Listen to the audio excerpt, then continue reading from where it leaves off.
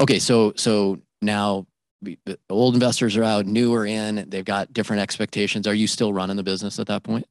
Are you the CEO Yeah, still? so I was the CEO from 1999 at founding until 2010. So I give Okay. 11 years. And for me, and everyone's experience is different.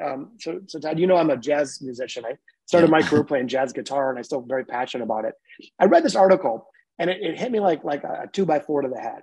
And the article basically said that as a business grows, the metaphor of leadership changes from that of a jazz musician to a classical conductor.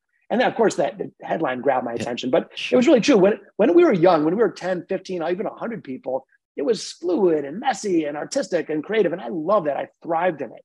But I knew at some point I would know when I was no longer the right person to be the best CEO. And we got to the point where we had 500 people and $100 million in revenue. And like it was clunky. Instead of being able to make a change on the fly, I would have to assemble my legal team and bring together the training ops team. And like it was clunky. And anyway, the article basically said that early stage of a business, you're a jazz musician. It's fluid. You're taking responsible risks. It's messy and creative. But over time, leadership requirements change where you're more around alignment and precision and accuracy and getting people to play the notes exactly as they're written on the page. And I thought about it. And I went to my board ultimately and said, you know what?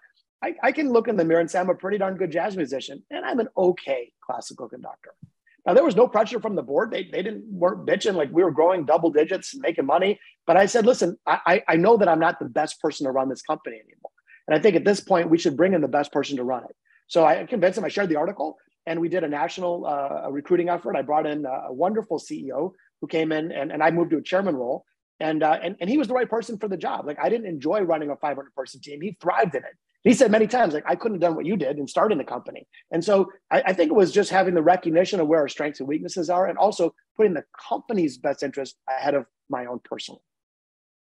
Yeah, that's great.